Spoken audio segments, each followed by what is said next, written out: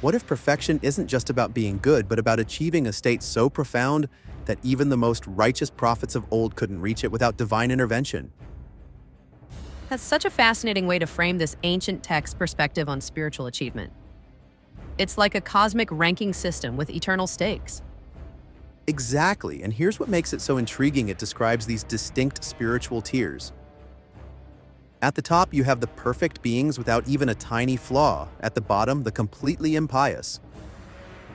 But here's the kicker: most people exist in this vast middle ground. So, what happens to all these middle ground people? They're too flawed for the highest realm, but too good for Gehenna? Well, that's where this text gets really sophisticated. It describes this incredibly detailed system of spiritual justice, almost like divine mathematics. If someone commits one evil act, they receive a specific punishment.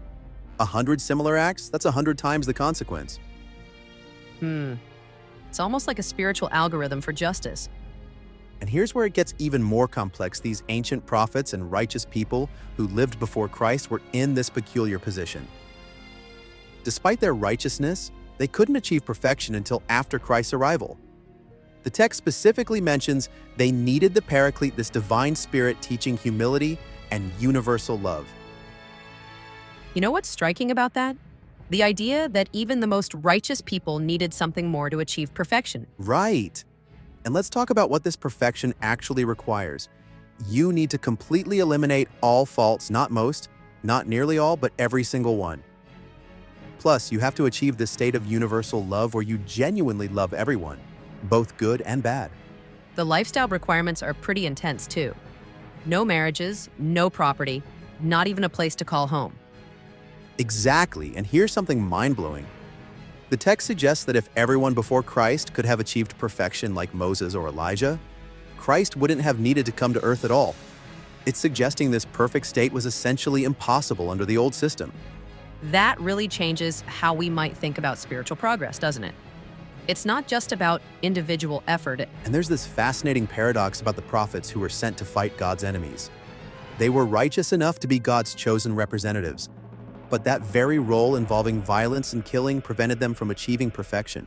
So perfection and violence are fundamentally incompatible in this worldview? Precisely. And think about how relevant these questions still are today. We're still wrestling with how to balance justice with mercy, how to account for circumstances beyond people's control, how to measure spiritual or moral progress.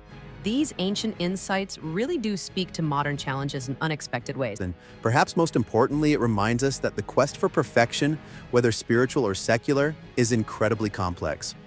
It's not just about following rules or checking boxes. It's about fundamental transformation and understanding the intricate nature of human existence. Well, that certainly gives us a lot to think about regarding how we judge ourselves and others today. You know what's really powerful about this?